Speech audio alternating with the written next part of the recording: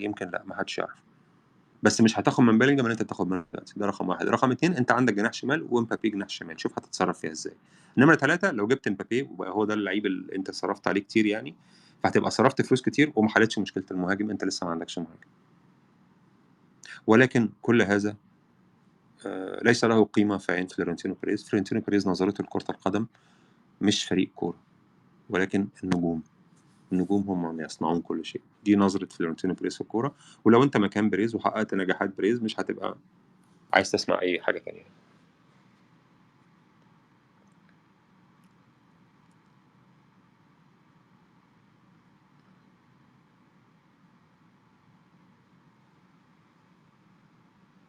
تقدر تحلل ليه أرسنال مع إنه يعتبر زود السكواد ديبث السنة دي مستواه قل؟ هل الإصابات سبب بداية من تمبر؟ أنا ما أقدرش أقول إن أرسنال مستواه أقل، لأن الموسم لسه ما وصلش يعني أنت مثلا لو سألتك عن مانشستر سيتي، هل مانشستر سيتي السنة دي زي السنة اللي فاتت؟ ولا هيبقى أقوى؟ ولا هيبقى أضعف؟ ولا محدش يعرف. لسه الموسم ما أخدش. يعني السنة اللي فاتت زي اللحظة اللي إحنا فيها دي، مانشستر سيتي كان وحش. مش وحش، سوري، ده تعبير غير دقيق. ما كانش في أفضل حالاته. نهينا الموسم بان مانشستر سيتي بياكل الاخضر واليابس وبيكسب ريال مدريد 4 وبياخد الشامبيونز ليج وبياخد الكاس وبياخد الدوري لسه الموسم. وبعدين ارسنال، انا مش شايف ان ارسنال سيء يعني خالص. هو ارسنال اول ماتش اتنين تقريبا ما كانوش كويسين، بس لا، ارسنال كويس يعني. وعموما انا بس النقطه اللي انا بحس ان فيها شويه نوعا ما يعني انا بحس ان توماس بارتي اندر ريتد جدا يعني. انا بحب ديكلان رايس جدا، بشوف ديكلان رايس ده واحد من افضل المواهب في سنه يعني. بس توماس بارتي مستواه السنة اللي فاتت بصراحة حاجة صعبة يعني، حاجة صعب توازيها بمستوى آخر يعني. توماس بارتي كان غير عادي، وغيابه السنة دي أنا شايف إن هو مش يعني، يعني ده ليس تقليلا من ديكلان رايس، توماس بارتي هو اللي كان فارق جدا يعني.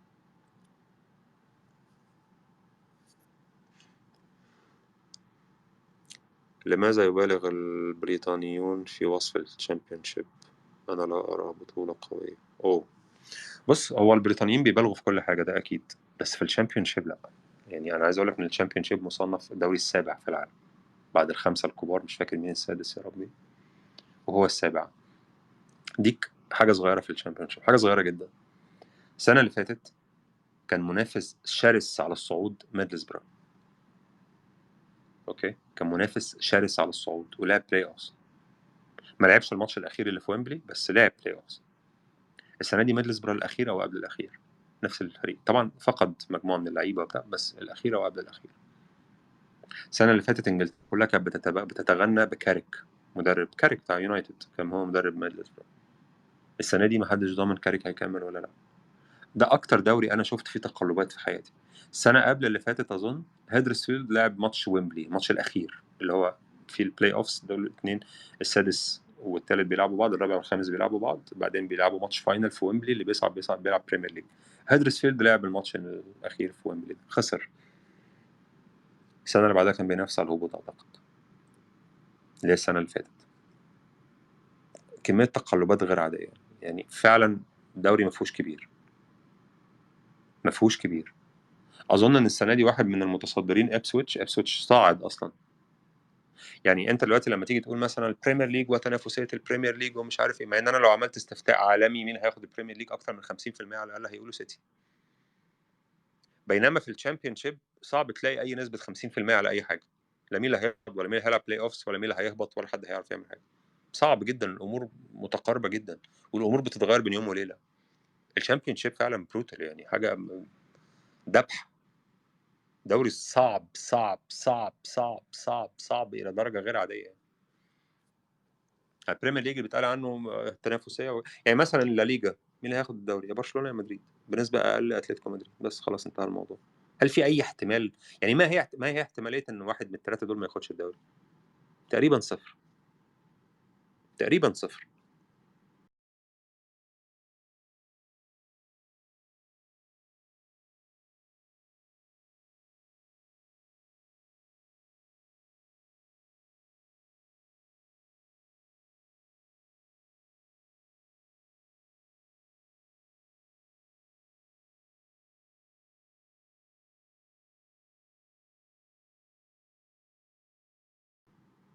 طب ما هي احتماليه انه اللي ما ياخدش البريمير، اتوقع ان ليفربول مش هيكمل، بس يعني على الاقل هو لغايه دلوقتي عامل بدايه كويسه يعني. تشامبيون شيب بقى يا باشا ما فيش، ما تعرفش ايه اللي ممكن يحصل يعني. انت بص على الجدول النهارده، ممكن تيجي تبص على نفس الجدول اخر السنه تلاقي حاجه تانية.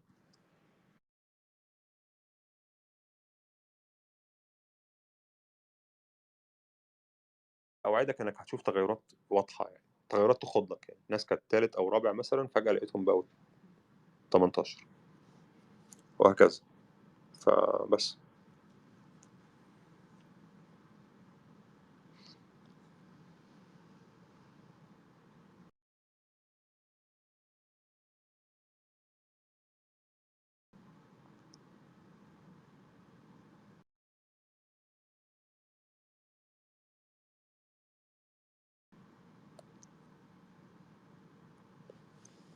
التحكيم المصري امين عمر وماتش الزمالك. والله لا جديد يا جماعه يعني، انا ما اعرفش الناس لسه ليه بتستغرب من الحاجات دي. لا،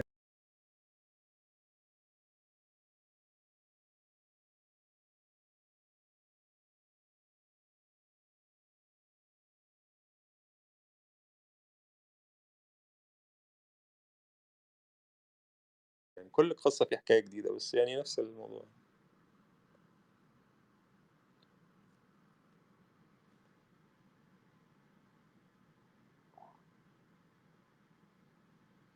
ما كنتش متابع أوي للدوري السعودي، ولكن بحكم العمل الجبار اللي حصل صرت أتابعه، ومن خلال متابعتي البسيطة انتابني شعور أن هناك فريق هو المدلل وله دعم وتحكيم وإلى آخره، نفس السيناريوهات اللي عندنا بمصر. لكن تابعت وشفت إن الدعم للكل وفي نقلة لأربع فرق. طب إزاي السؤال؟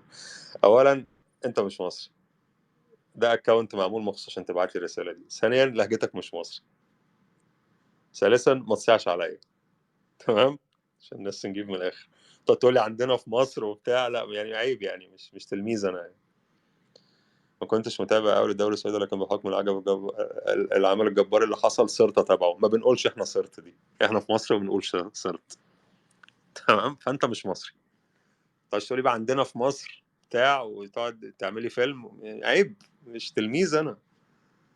تمام، أنت مش مصري، أنت عامل نفسك مصري عشان تقول حاجة تانية. قال يعني الرأي ده جاي من بره السعودية. تمام، العب غيرها. وبعدين أنت ما شاء الله، ثانية واحدة، عامل أكاونت مش متابع حد، متابع شخص واحد بس اللي هو أنا.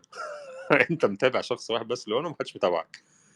فحلوه يعني، حلوه وجديده، ما حصلتش قبل كده. هارد لك، قلت العب اللعبه دي مع حد تاني. آه... قال لك صرت اتابعه بس عندنا في مصر. اوكي.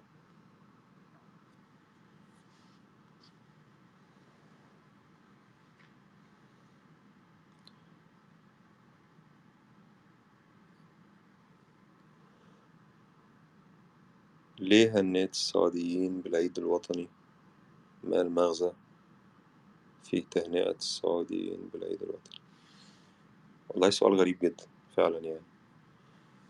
آه... ببساطة شديدة يعني، ببساطة شديدة فعلا. أنا يعني هي بسيطة لدرجة إن أنا مكنتش محتاج أقولها يعني. أنا راجل عايش في السعودية. السعوديين دول في منهم زمايلي، صحابي، وفي ناس صحاب إلى درجة إن هم إخواتي، وفي ناس ساعدوني في حاجات كتيرة جدا من غير ما أطلب مساعدة من نفسهم. هم لمجرد إحساسهم إن هذا الشخص مش من هنا، فدايما وكأنهم حاسين بالمسؤولية ناحيتي من غير ما أطلب. والله من غير ما أقول إن أنا محتاج مساعدة، الناس بتبقى بتعرض عليك المساعدة لوحدها. البلد اللي أنا عايش فيها دي ما شفتش منها غير كل خير، وما شفتش فيها غير كل خير. شفتش طبعا اكيد مش عايش مع ملايكه وناس ماشيه بجناحات بيضاء بتاع، فيه وفيه وفيه وفيه. بس اجمالا يعني، البلد كبلد ما شفتش منها غير كل خير. اهلها ما شفتش منهم غير كل خير. وعشان كده انا لما حد بيسالني عن الغربه والناس تسيب، انا بقول له انا مش مغترب، انا لا اعتبر نفسي مغترب. لان في اكتر من حد مره كان سالني قال لي ايه رايك في الغربه بما انك جربت الغربه؟ فقلت له انا مش مثال جيد للحديث عن الغربه، لان انا فعليا مش حاسس ان انا في غربه. انا حاسس ان انا في بيتنا عادي جدا. فابسط مشاعر يعني انسانيه بسيطه ان الناس دي، ان انا احبهم يعني، وابقى مبسوط لافراحهم، وابقى سعيد لسعادتهم، ولو لا قدر الله زعلوا لاي شيء هزعل عشانهم. شيء بالتالي صح يعني، لو يعني محتاج تكون انك محتاج ما تكونش انسان عشان ما تحسش الحاجات دي. يعني هل انسان ممكن يبقى سوي مثلا، يبقى سوي، انسان سوي طبيعي، لو هو عايش في وسط ناس، الناس دول كلهم كويسين جدا معاه، مش هقول كلهم بس معظم الناس اللي بتعامل معاهم كويسين جدا معاه، وكويسين بدون هدف، بدون مقابل. يعني مش انا ببقى كويس معاه فهو بيبقى كويس معايا، ده ما يعرفنيش اصلا، بس هو كويس معايا كده، هو بس انت شكلك مش من هنا، انا عايز اساعدك، قول لي، أمرني فين أعمل إيه، طب بس كلمني على طول. ولو حد سمع إن أنت عندك مش مشكلة، يعني 1/10 من مشكلة، تلاقي الناس كلها فوق دماغك عايزة تساعدك. فلو أنا ما حبيتش الناس دي يبقى أنا اللي عندي مشكلة، يبقى أنا أكيد شخص سيكوباتي يعني، حاجة مريض يعني. ف يعني أنا دي مشاعري ناحية الناس دي، واللي مش عاجبه يخبط راسه في الحيط يعني. بهذه البساطة يعني. يعني انت وكانك بتطلب مني ان انا انسلخ من انسانيتي، ما بقاش يعني ما احسش بالخير تجاه الناس اللي بتعمل معايا كل خير. ما اعرفش دي حاجه انا اعملها ازاي، لو انت بتعرف تعملها فهنيئا لك. وبالمناسبه انا لما بقول للناس كل سنه وانتم طيبين العيد الوطني، ما بلاقيش فجاه جات لي رساله ان انا حد اداني فلوس، ما حدش بيدي حد فلوس على الحاجات دي خالص يعني. انت بتهني الناس لانك بتهني الناس، لما احصل على اي استفاده يعني. بس انا مش محتاج احصل على استفاده عشان اقول لواحد انا بعزه كل سنه وانت طيب، لان هو مبسوط فانا بقول له كل سنه وانت طيب. بأشاركه اللحظة يعني بقول له إن أنا فرحان عشانك، يعني أنا مبسوط لو أنت مبسوط. وده فعلا هي دي الحقيقة، أنا الناس دي في السعودية لو مبسوطين أنا هبقى مبسوط عشانهم، ولو متضايقين أنا هبقى متضايق عشانهم. ليه؟ ما شفتش منهم غير كل خير، ما شفتش منهم غير كل خير. وزي ما قلت إن في ناس كتير بدأوا معارف، بعدين تحولوا إلى أصحاب، بعدين تحولوا إلى عيلة، يعني إخواتي. الناس دي اللي هي ممكن أثق فيهم، أقول لهم أي حاجة، أعتمد عليهم، يعتمدوا عليا. فمش ما تزعلش مني، بس السؤال غبي جدا. السؤال غبي جدا، بس ما علينا.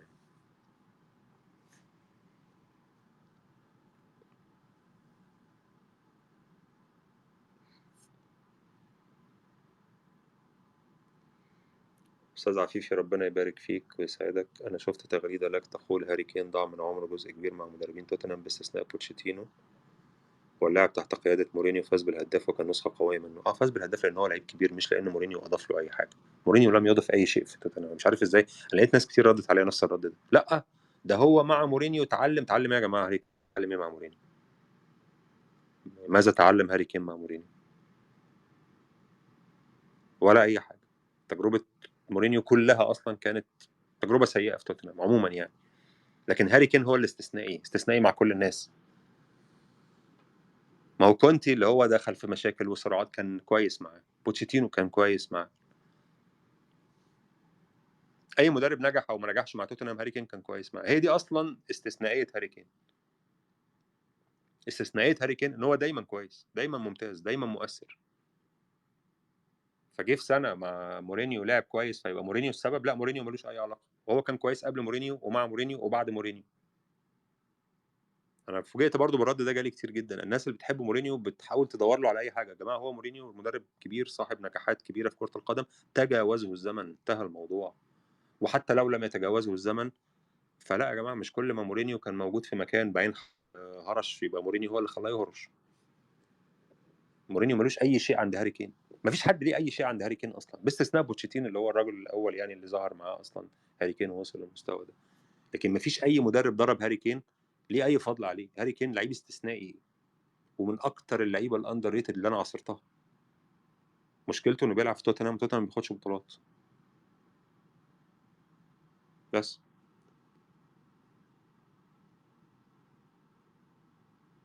يا صديقي العزيز، وجهات نظر، دي وجهات نظر انا احترم وجهة نظرك. تقولي تطور بشكل كبير خصوصا خارج البوكس ومن ناحية الصناعة، هذا هو هاري كين، هذا هو هاري كين.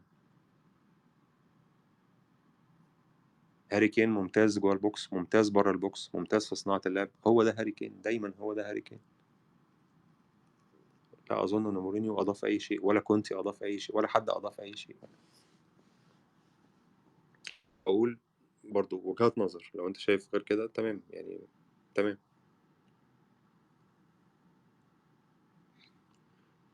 بنبعت لك أسئلة السبيس فين يا عفيفي؟ في نفس المكان اللي أنت باعت فيه ده. ما أنت باعت لي، كنت استغليته وسألته خلاص.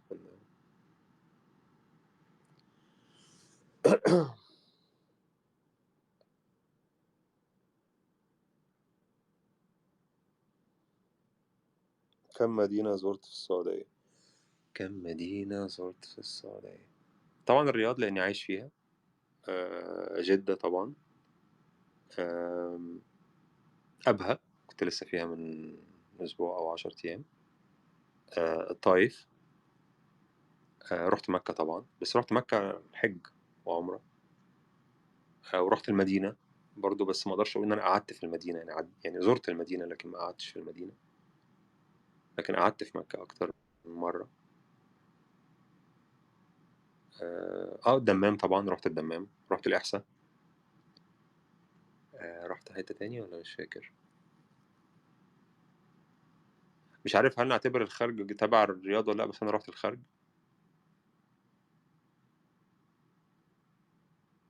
يمكن اكون رحت مكان تاني بس ناسي، بس دول انا فاكر ان انا زرتهم يعني. اكتر مدينة بحبها الرياض.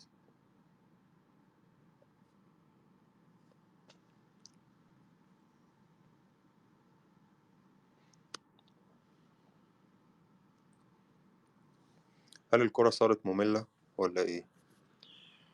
بدرجة ما. مش قادر اقول انها مملة، بس بص، هو انت عشان تحس بقيمة اي شيء بتحتاج تتحرم منه شوية. يعني انت مثلا لو قدامك اكل طول اليوم، افضل اصناف في الاكل اللي انت بتحبها موجودة قدامك طول اليوم، كل يوم، طول اليوم، كل يوم، هتيجي لحظة ما مش هيبقى لك نفس في الاكل ده. طبعا هيكون وزنك ساعتها لسه بقى 250 كيلو، بس يعني المهم انك هتيجي عند لحظة معينة تحس ان انت مش طايق الاكل ده، رغم ان ده افضل اصناف عندك في الاكل، لانك ما اتحرمتش منه، تحتاج تتحرم منه شوية فترجع له. الشعور اللي مسيطر عليك وعليا وعلى معظم الناس ان احنا ما بقيناش نتحرم من الكوره، الكوره بقت موجوده طول الوقت.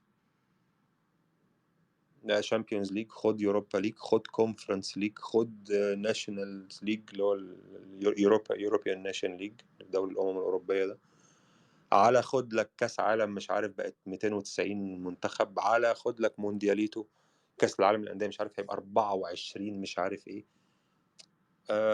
على انجلترا بقى مش عارف كاراباو كاب، على اف اي كاب، على بريمير ليج، على كتير اوفر يعني. فعلا الموضوع عالي جدا، فبتيجي عليك لحظة.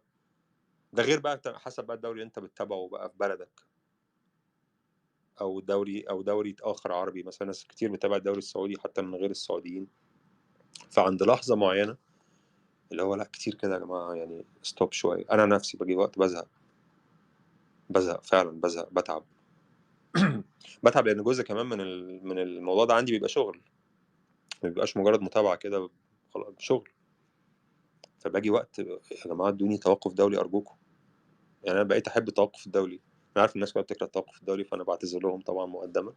بس أنا فعلا ساعات بحس باشتياق إلى التوقف الدولي، اللي هو أخيرا آخد نفس كده وأبعد شوية، أبص على ناس عمالة تتابع ماتشات المنتخبات، يخرب بيوتكم يا جماعة. أنتوا ما بتتعبوش يعني، خلاص بقى. ف الدوس عالي، الدوس عالي عالي جدا يعني.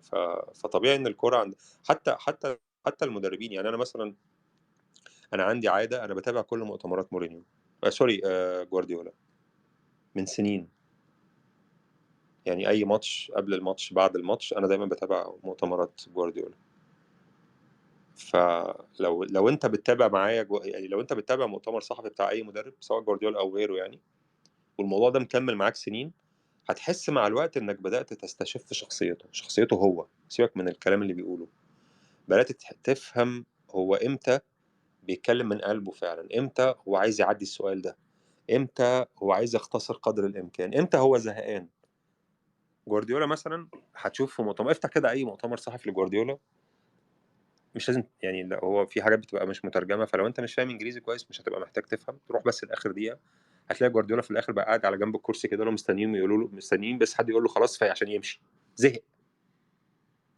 وفي مره قام مطلع كلمه كده السنه قال لك مش عارف again and again مش عارف press conference and I see your marvelous faces، اللي هو يعني باجي كل يومين ثلاثة باين هتلاقيني جيت تاني مؤتمر صحفي عشان أشوف وجوهكم الجميلة بيتريق على الصحفيين، وهم قعدوا يضحكوا وخلاص وعدوها يعني.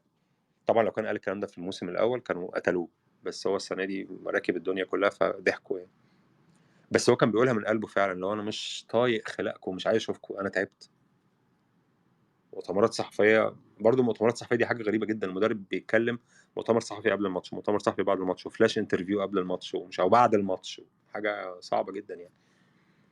وكل دي أشياء منتجات إعلامية أنت بتستهلكها، عمال تستهلك تستهلك تستهلك, تستهلك. في لحظة بتحس إنك زهقت، طبيعي يعني.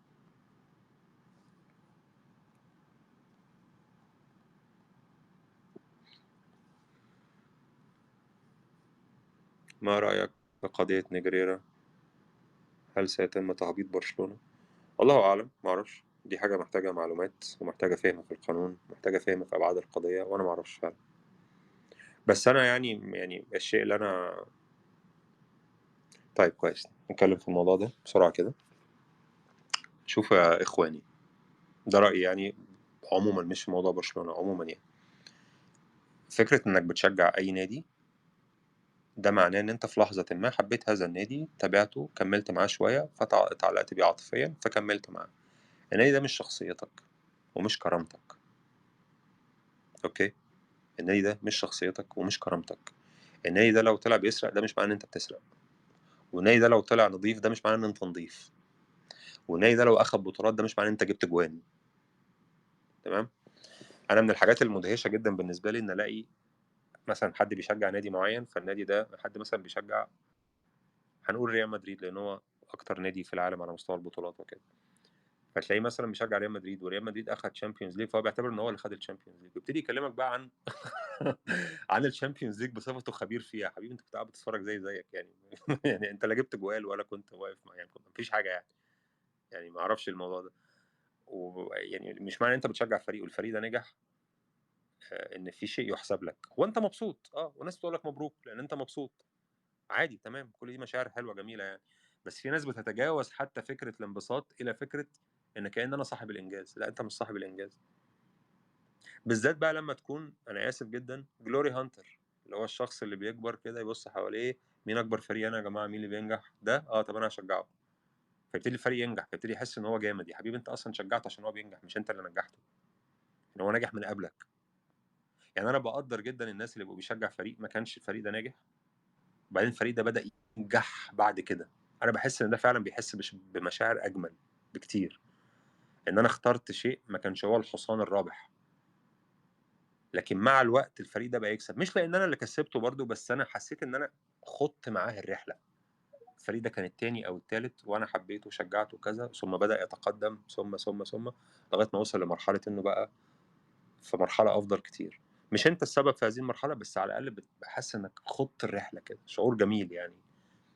لكن فكره مثلا ان انت قاعد بتشجع، انت اتولدت لقيت نادي هو اوريدي هو اللي راكب، فانت قمت مشجع هذا النادي، فالنادي ده فضل راكب عادي، فانت بتعتبر ان ده شيء يحسب لك. يحسب لك على ايه؟ مش عارف عملت ايه انت.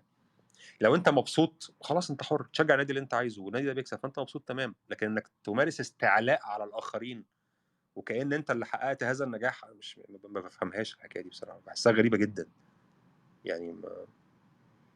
ولا الناس بتتعامل معاها باعتبارها من يعني من طبائع الامور، انا مش عارف ايه طبائع الامور في كده، عادي يعني. انت كسبت، انت بتشجع الفريق ده مثلا، مبروك، وانت مبسوط يا سيدي، كويس ان انت مبسوط. لكن تقوم حاطط رجلك في وش الناس بقى وبتاع، اصل انا بشجع الفريق، ما اي حد كان ممكن يشجع الفريق الفلاني. انت فاكر تشجيع الفرق ده مثلا حاجه الناس بتقدم مثلا في مسابقه وبعدين بيعملوا لك انترفيو وبعدين يقول لك والله ده انت شكلك كويس، خش انت شجع الفريق الكبير. لا والله انت مش عاجبني، خش شجع الفريق السابع. ايه المنظر اللي انت جاي لي بيه ده؟ خش شجع فريق من اللي بينافس على الهبوط. ما فيش حد بيحصل كده. لو الناس كلها قررت انها تشجع نفس الفريق هيشجعوا نفس الفريق، مفيش حد هيمنعهم. مش هيروحوا مثلا يقدموا ورق عشان يطلعوا كارنيه تشجيع الفريق فمش هياخدوا الورق، الموظف هيرفض مثلا، لا كلهم عادي هيشجعوا الفريق. فممكن يبقى كلنا بنشجع يوفنتوس مثلا، عادي جدا، محدش هيمنعنا يعني. فلو يوفنتوس قام واخد دوري او كلنا بنشجع بايرن. بايرن هو المثال الاوضح. كلنا بنشجع بايرن. فجه بايرن مثلا قام واخد له 7 دوري كمان، كل دوري فيهم بفرق 99 من نقطه. فاحنا نمارس استعلاء بقى على الاخرين. حبيبي انت اتولدت لقيت ده بايرن فشجعته، فهو لا زال بايرن عادي، مفيش حاجه جدت يعني في الموضوع. ده لا يعني ان انت اضفت اي شيء للحياه يعني.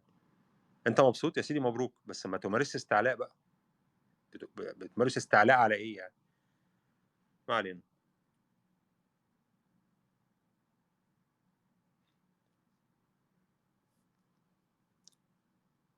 فيني جرح في الإبط مورم، إيش الحل له؟ لماذا تعتقد إن أنا عندي حل لأن أنت عندك ورم في بطنك؟ مش عارف. يعني ماذا فيا جعلك تعتقد إنك لما عندك ورم تحت بطنك أنا هيبقى عندي علاج للموضوع؟ يعني هل أنا دكتور؟ هل أنا شفت الورم؟ بعد الشر طبعا عليك يا رب، إن شاء الله تبقى تمام يعني. بس لماذا اعتقدت إن أنا عندي إجابة لهذا السؤال؟ بعدين فلنفترض إن أنا قلت لك اعمل 1 2 3 4، هتصدقني يعني؟ يعني انا لو قلت لك دلوقتي خش اعمل كذا كذا وادهن كذا ثم اعمل كذا، هنفترض ان انا قلت لك، انا دخلت قعدت افتي، انت بقى هتصدق كلامي؟ الف سلام عليك طبعا، بس يعني ما اعرفش تعمل ايه. اسال دكتور.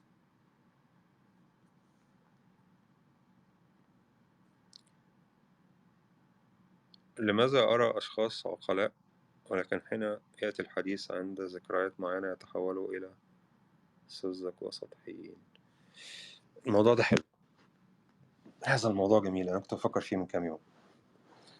ركز معايا يا اخي الكريم عشان تفهم اللي انا عايز اقوله في النقطه دي يعني. عشان كنت بفكر فيها من كام يوم.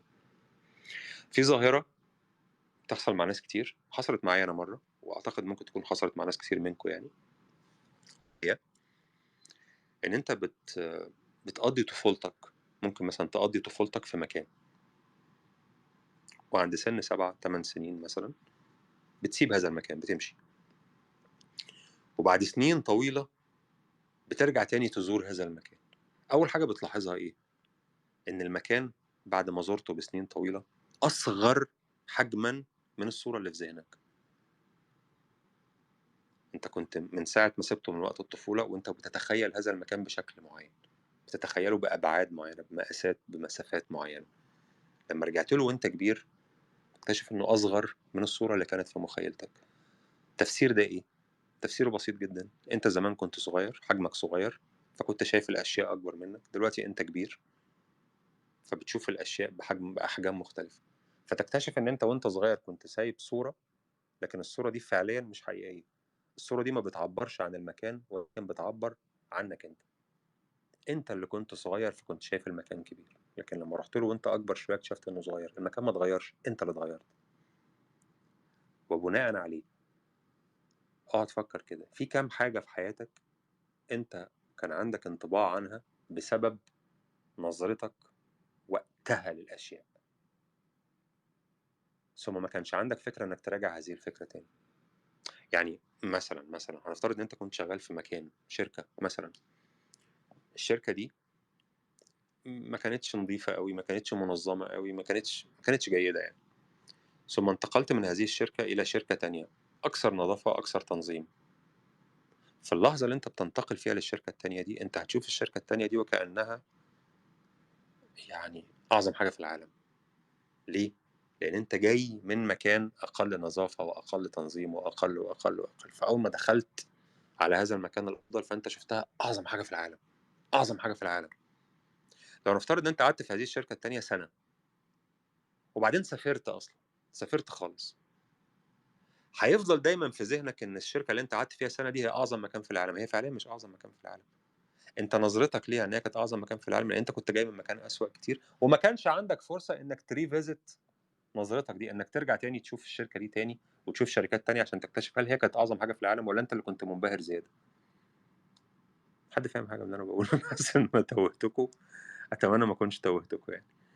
بس هو في اوقات كتير جدا انت بتبني انطباع بناء على نظرتك انت وخبرتك انت ومعرفتك انت في لحظه ما، ثم بيترسخ هذا الانطباع داخلك وبتمر سنين وما بترجعش تراجعه تاني، بيفضل عايش معاك. زي كده المكان اللي اتربيت فيه وانت صغير وكنت فاكر انه واسع ولما كبرت طلع ضيق. المكان هو انت اللي اتغيرت. بس أنت كان عندك فرصة إنك ترجع له تاني فتكتشف إنه ما كانش واسع، لكن في أفكار أنت بتمشي بيها وما بيبقاش عندك فرصة إنك ترجع تاني تعيد التفكير فيها، هي خلاص ثابتة في ذهنك. يعني أنت وأنا وناس كتير هتلاقينا بنردد جمل غير منطقية ولكن بنرددها بثقة غير عادية. ليه؟ اتعلمناها واحنا عندنا 6 7 سنين، ما كانش عندنا فرصة نفكر وقتها وفضلت ثابتة جوانا وما فكرناش نراجعها تاني بقية حياتنا، ففضلت ثابتة جوانا خلاص انتهى الموضوع. حد فاهم حاجة؟ أنا أعتقد إن أنا توهتكم، فيعني لو توهتكم فأنا آسف يعني. آه،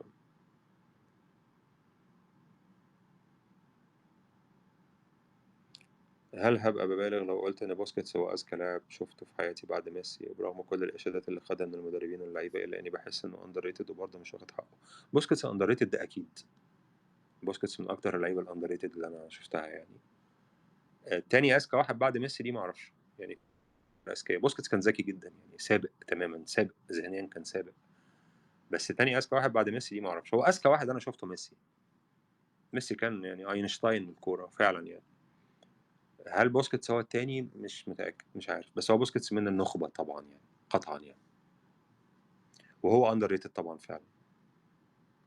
وبشوف حاجات أحيانا تشيب يعني اللي هو كان فين روميو من زمان كان رحمنا من بوسكيتس يا نهار اسود. انت عايز تخبط راسك في الحيط اللي هو يا جماعة انتوا ايه بتتكلموا عن روميو اللي هو روميو ده ولا anyway.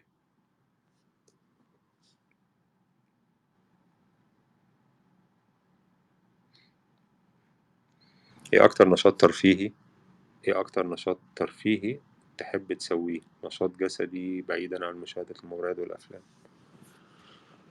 نشاط جسدي، أنا بتهيألي إن أنا ما بمارسش أي نشاطات جسدية غير إن أنا بروح الجيم. ما أعتقدش إن عندي نشاطات جسدية أخرى. والله النهاردة كان ممكن نروح نلعب كورة بس ما كنتش فاضي يعني، الناس كانوا حاجزين ناس زملائي يعني في القناة وكده، بس أنا ما كانش عندي للأسف ما كنتش هقدر أروح يعني.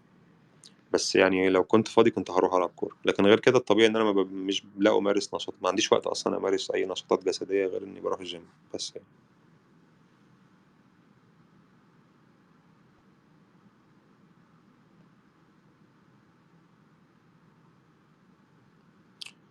في خضم تراطم أمواج البحار وإزهار الأزهار أين يجد عفيفي نفسه؟ عفيفي يجد نفسه على الكنبة اللي هو قاعد عليها.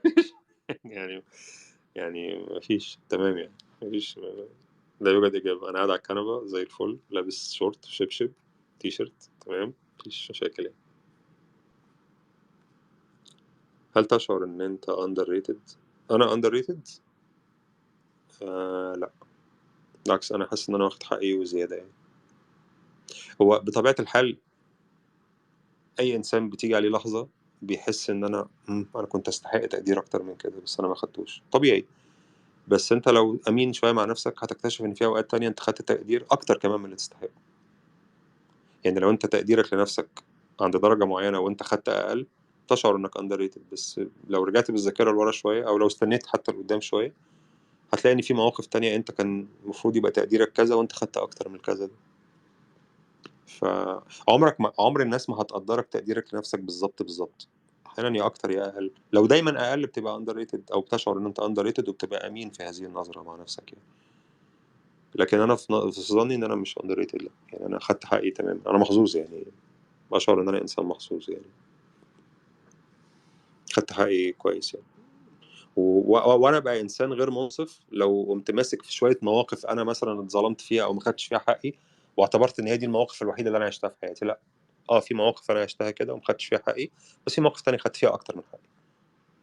العالم مش مكان عادل بالضروره يعني، بس عشوائيه العالم يعني ما ظلمتنيش كتير، خليني اقول بالصيغه دي يعني. فلا انا مش شايف ان انا اندر ريتد، انا شايف ان انا تمام يعني الحمد لله، مش ما عنديش شيء اشتكي منه يعني.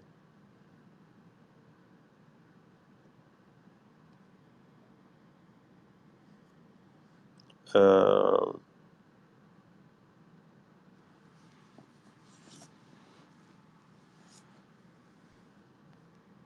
رأيك في الشخص اللي ياخد القرارات اللي يكون عارف إنها ممكن عواقبها وخطورتها أكثر من نفعها ويندم، ولكن يجب عليه المخاطرة عشان يوصل لهدفه والحياة اللي يتمنى يعيشها؟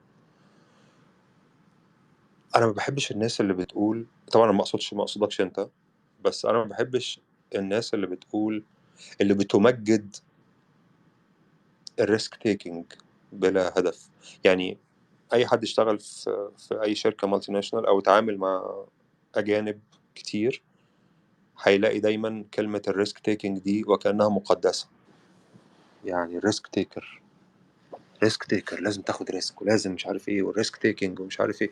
فالناس بتتعامل معاها باعتبارها شيء مقدس في المطلق. الريسك هو أداة من ضمن أدوات كتيرة في الحياة، بتعرف تستخدمه أو ما بتعرفش تستخدمه ده راجع ليك أنت، لكن هو في حد ذاته ما هوش جيد أو سيء. يعني اتخاذ مخاطرات في حياتك مش بالضرورة شيء جيد أو شيء سيء. هو اتخاذ مخاطرات في حياتك هو أحد الوسائل، أنت اللي بتقرر أنت تستغل هذه الوسيلة، وهل المخاطرة اللي أنت بتاخدها دي تستحق ولا لا تستحق، وما هي العواقب. أنت اللي بتعمل الكالكوليشن ده جوه دماغك، أنت اللي بتحسب الحسبة دي جوه دماغك. أحيانا بتبقى محتاج تاخد مخاطرة عشان تحقق أي شيء، تحقق شيء معين، مش أي شيء، تحقق شيء معين. بس هل ده معناه ان كل المخاطرات صح؟ فالناس تمشي تاخد مخاطرات ليل نهار، طول ما هي ماشيه في الشارع تاخد مخاطرات، كل ما يجي لهم اي حاجه في طريقهم فيها شيء واخدين مخاطرات؟ لا، ده جنان. المخاطرات هي وسيله، اتخاذ المخاطره هو وسيله. مين اللي بيستخدم هذه الوسيله؟ انت. انت اللي بتقرر هل ده موقف هاخد فيه مخاطره ولا ده موقف مش هاخد فيه مخاطره. انا عارف انك بتسالني لان انا عملت شيفت كارير وخدت مخاطره وبتاع، تمام. دي مخاطره انا خدتها ونجحت، ولاسباب كتيره جدا من ضمنها ان انا كنت موفق يعني. يعني انا اقدر ادي كريدت لنفسي ان انا كنت شاطر وكنت صبور وكنت ذكي، ماشي تمام حلو، بس انا كنت محظوظ. مفيش حد نجح انه يوصل لاي شيء في حياته ما كانش محظوظ، مفيش. اوكي. هل ده المفروض يخليني بقى اروح اعمل تيد توك وماسك المايك وطالع على الناس ونبيع كل تذكره مش عارف بكام، واقعد اقول لهم يا جماعه خدوا ريسك، انتوا ما بتاخدوش ريسك ليه؟ انتوا لسه قاعدين مكانكم، قوم اتحرك، انت مش شجره. كلام فارغ، ده اسمه كلام فارغ. لان انا هبقى انسان مر بتجربه واحده في الحياه، فقررت ان تجربتي هي قاعده تسري على كل البشر. لا، انت مش بالاهميه اللي انت متخيلها. ايا كانت التجربه اللي انت خضتها في حياتك ونجحت او فشلت، انت مش اهم شخص في الكون. والتجربه اللي انت بتخوضها نجاحها لا يعني نجاح كل التجارب الشبيهه، وفشلها لا يعني فشل كل التجارب الشبيهه. انت مش اهم شخص في الكون، انت مجرد واحد من 7 مليار. اي ظرف صغير تافه كان ممكن يغير حياتك الى الاسوأ او الى الافضل، وانت مالكش يد فيه. العالم اقوى منك واكبر منك بكتير. فانا مثلا شخص عملت شيفت كارير، فالدنيا مشيت معايا كويس. اديني يا ابن المايك، لا مش قادر امسك نفسي خلاص انا هموت، هموت، الحكمه بتدلدق مني، هات يا ابن المايك يا جماعه، خدوا ريسكات، كله يريسك، نو ريسك نو فن، وكل هذه المصطلحات نو ريسك نو فن مش عارف ايه هو في مقوله انا مقتنع بيها جدا اللي هي آه آه اسمها ايه يا ربي؟ مش فاكر النص بتاعها، بس ما معناه يعني ان الشخص اللي ما بياخدش اي مخاطرات خالص هو شخص بياخد مخاطره كبيره جدا. وده حقيقي، انت فعلا بتحتاج تاخد مخاطرات، بس المخاطرات اداه مش قاعده.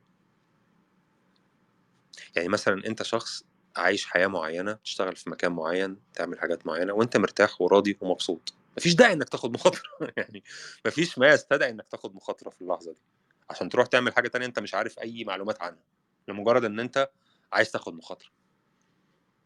لكن لو انت شخص عندك هدف معين وحاولت في هذا الهدف ولقيت الهدف ده مش سهل، فحسيت مع الوقت ان كل الاداء او كل ال كل الاكشنز اللي انت بتاخدها عشان توصل للهدف ده ما بتوصلكش، فقررت ان بما اني كده كده مش عارف اوصل بالاساليب الطبيعيه، انا هاخد مخاطره. هنا منطقي شويه. هنا نتكلم بقى، يعني هنا انت شخص منطقي، يلا نتكلم بقى، هل المخاطره بتاعتك دي جيده ولا سيئه وبتاع. لكن الناس اللي بتبقى عايشه حياه جيده ومفيش اي هوب، لا انا عايز اخد مخاطره، ليه؟ ما عجباني المخاطره، انا ريسك تيكر. لا انت عبيط، مش ريسك تيكر يعني انت عبيط تيكر مش ريسك تيكر.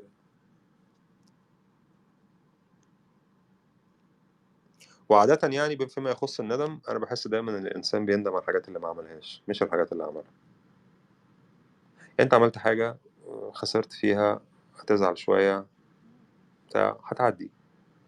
الندم الحقيقي هو الحاجات اللي أنت ما عملتهاش، وتقعد تسأل نفسك طول عمرك، وأنا لو كنت عملت ده كان إيه اللي هيحصل؟ السؤال ده بيفضل دايما يعذبك بقية حياتك. هو انا لو كنت عملت كذا، الشيء اللي انا كان ممكن اعمله لكني كنت اعمله ما عملتوش بدافع الخوف، لو كنت عملته كنت هوصل فين؟ السؤال ده هيفضل يعذبك طول عمرك. بينما لو انت عملت حاجة وما مشيتش زي ما انت عايز، طبعا ما لم يكن الخسائر يعني كارثية، انا بتكلم عن الحاجات اللي هي خسائر منطقية بتتعوض يعني. لكن حصلت الخسائر وانت ندمت شوية وزعلت شوية وبتاع، عادي، الزمن بينسي، الدنيا بتستمر. لكن الندم الحقيقي بيبقى على الاشياء اللي انت ما عملتهاش. ده رأيي طبعا، انا مش بقول قاعدة، بس ده رأيي انا يعني.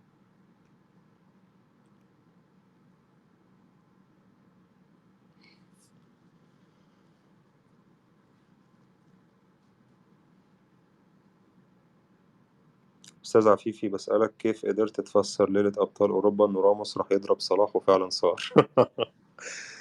توفيق، معرفش يعني، أنا استنتاج. يعني أنا استنتجت من أسلوب لعب راموس ومن الأماكن اللي بيتحرك فيها صلاح إن هم هيتقابلوا كتير في الملعب وإن راموس هيضربه، فقام كسروا وطلعوا من الملعب. فالناس كلها قالت عليا ساحر. لا، أنا مش ساحر، كنت محظوظ. زي برضو كان من السنة اللي فاتت، كان قبل مباراة النصر والاتحاد، فأنا وصفت يعني وكأني وصفت الهدف اللي هيجي في النصر، وكأني وصفت فعلا بالظبط الهدف اللي هيجي في النصر. فسبحان الله الماتش بيتلعب الهدف جه بالظبط زي ما انا وصفته. لان انا ساحر؟ لا مش ساحر، كنت موفق يعني. انا كنت حاسب الموضوع بشكل منطقي شويه، بس مش معنى ان انت حاسب الموضوع بشكل منطقي ان هو هيحصل زي ما انت قلته. فكره ان هو حصل زي ما انت قلته بالظبط، هنا انت محظوظ. يعني انا عارف ان ده بيعمل كذا وعارف ان ده بيعمل كذا، قمت حاطط المعلومتين دول جنب بعض وطلعت منهم باستنتاج، وقمت قايل هذا الاستنتاج. اما اللي انا قايله ده حصل بالظبط.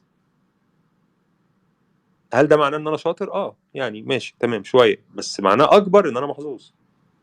محظوظ ان ده حصل بالظبط. لان انا بنفس الشطاره، لو انا شاطر يعني، فبنفس الشطاره لو كان الموقف ده ما حصلش، ما كانش الناس خدت بالها. الناس ليه خدت بالها؟ لان اللي انا قلته حصل بالظبط. فلما حصل بالظبط الناس قالت ايه ده عبقري، ده ساحر ده ولا ايه؟ بس انا مش عبقري، مش ساحر. انا كنت محظوظ في الموقفين، موفق يعني. مش بقول محظوظ يعني جت معايا كده بس يعني، موفق. كان ممكن ما تحصلش وحصل. يعني ما هي احتماليه الجون اللي انا وصفت ان الاتحاد هيجيبه في النصر ده؟ ما هي احتماليه ان الجون ده يجي زي ما انا وصفته قصاد احتماليه انه ما يجيش؟ 99 لواحد، صح؟ الواحد في المية هو اللي حصل، يبقى انا كنت محظوظ. لما انا قلت ان راموس هيضرب صلاح، ما هي احتماليه ان راموس فعلا يضرب صلاح فيصيبه فيخرجه من الملعب والموضوع ياخد هذا الصدى؟ 99 لواحد، الواحد في المية هو اللي حصل. اذا انا في الموقفين كنت محظوظ. كنت حاسبها بس الحسبه اللي انا حاسبها دي ما هياش حتميه، ما فيش فيها شيء حتمي، مش اكيد ده كان هيحصل. واي حد يقول لك اي حاجه في الكوره فتحصل فيقول لك انا عبقري، ده بيضحك عليك. الكوره ما فيهاش اي شيء حتمي. الكوره بالذات 22 انسان بيتحركوا ورا قطع الجلد، مليانه احتمالات. فاللي يجي عند احتمال من الاحتمالات ويقول لك انا كنت متاكد ان ده اللي هيحصل، بيضحك عليك. بالذات لما يكون الاحتمال ده حاجه بسيطه جدا زي لعبه معينه. لعبه، اللي يقول لك انا توقعت ان الفريق ده هينجح، دي حاجات ممكن تحصل. انا توقعت ان الفريق ده مش هيستمر بنفس المستوى، ماشي. انا توقعت ان الفريق ده هيعمل بدايه جيده لكن هينهار، ممكن. لكن ان حد يخش جوه تفصيله صغيره جدا جدا جدا يقول لك انا توقعت ان ده هيحصل بالظبط، ام ده حصل بالظبط فقال لك انا كنت عارف من الاول ومتاكد، ده بيضحك عليك. المهم،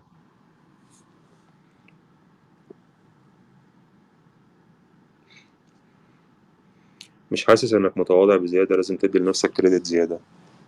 لا انا مش متواضع اصلا. مش يعني انا مش متواضع بزياده، مش متواضع اصلا.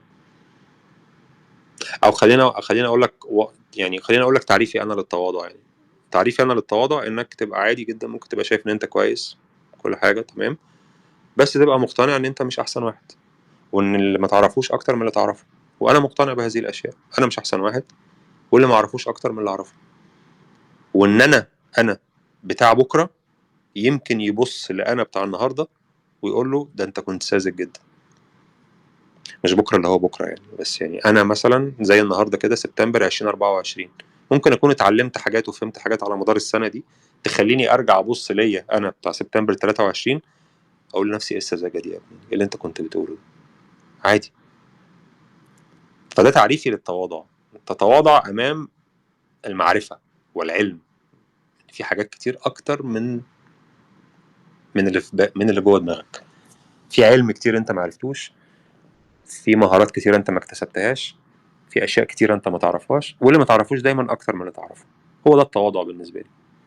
لكن التواضع ان انا اقول ده انا غلبان، ده انا والله، ده انا مسكين، ده انتوا كلكم اساتذتي، ده مش تواضع، ده استعباط. وانا ما بستعبطش، ما بحبش الاستعباط.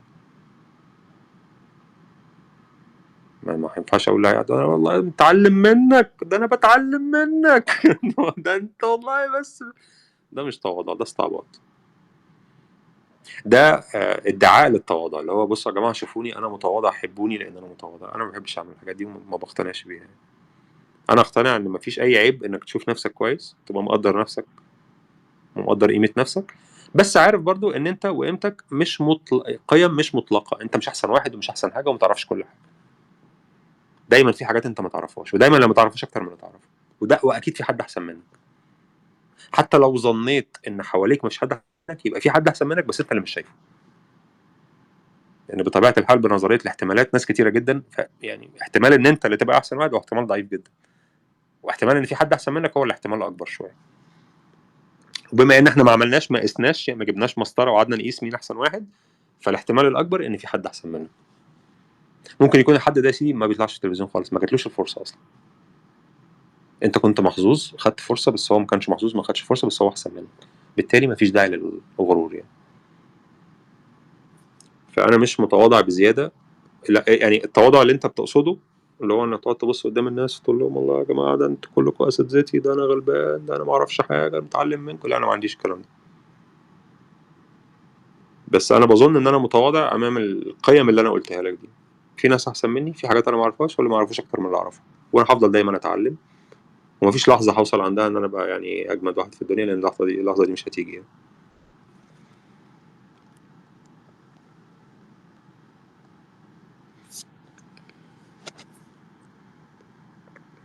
آه... تعال عندنا الجسيم في تمور ان شاء الله، أي اروح الجسيم قريب ان شاء الله.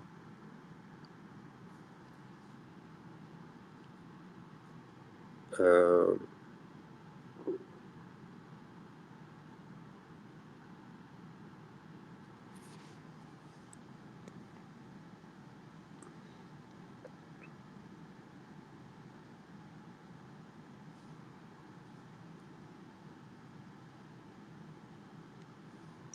انا بحاول اتجنب الحاجات المكرره. انا بيتهيألي انا صدعتكم صح؟ مش كفايه كده؟ صدعتكم جامد يعني، استهلكت خلايا مخكم جدا يعني. اشوف كده شويه، لو حسيت ان الدنيا بتتكرر خلاص يعني.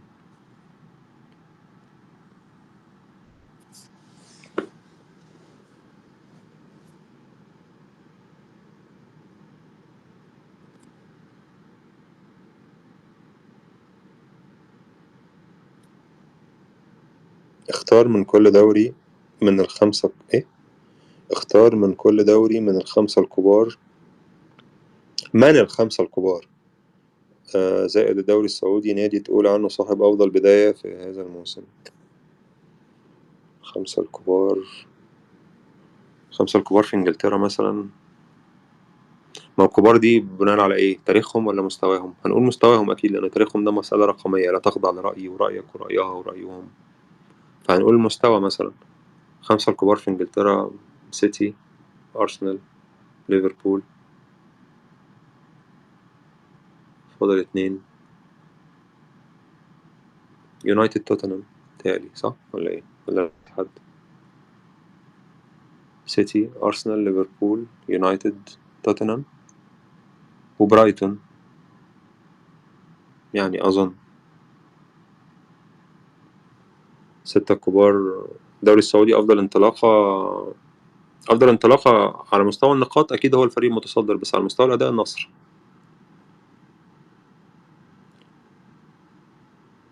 آه،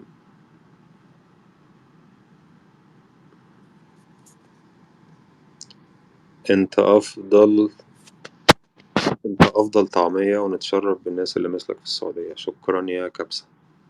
شكرا. كافو. كافو تنطح، كافو تنطح، كافو. ما عليك زود.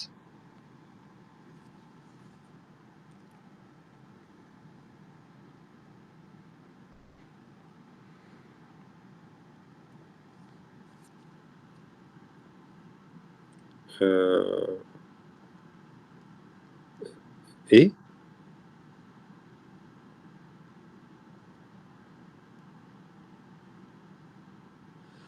عفيفي، يا رب تكون بخير. أنا من المتابعين من أول الكورة مش مع عفيفي. يا ريت تعمل بودكاست أو حلقة عن الكارير شيفت، المجال الرياضي. أنا مهندس وعايش في لوكسمبورغ، وعاوز أستفيد من تجربتك عشان آخد نفس الخطوة. أتمنى تشرفنا في لوكسمبورغ قريبا إن شاء الله. شكرا يا أحمد طبعا جدا. بس أنا كنت لسه بتكلم في الموضوع ده من شوية. ماشي، أنا يعني ممكن أحكي تجربتي بس مش دلوقتي بقى أكيد، يعني لأن أنا صدعت الناس وأنا شخصيا تعبت. بس قبل ما أحكي تجربتي لازم أقول لك ان تجربتي ما هياش التجربة. يعني اللي حصل معايا مش لازم يحصل معاك، مش لازم يحصل معاها معاهم. دي مجرد تجربة. يعني احنا 7 مليار، وكل بني ادم عنده ظروفه وعنده امكانياته وعنده اشياء احيانا بتساعده او بتقف ضده. فلو انا عندي تجربة، ده مش معناه ان تجربتي دي قاعدة. يعني انا بكره جدا الناس اللي يخوض تجربة واحدة يوصل منها لنتيجة جيدة، هوبا لا انا مش قادر، انا عايز اعمل كتاب فمش قادر.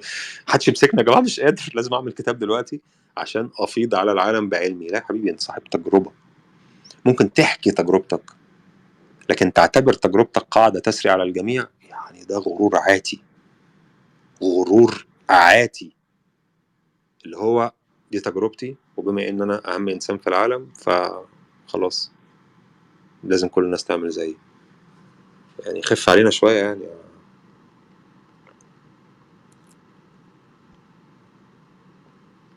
آه، كفاية كده صح. الدنيا طولت قوي.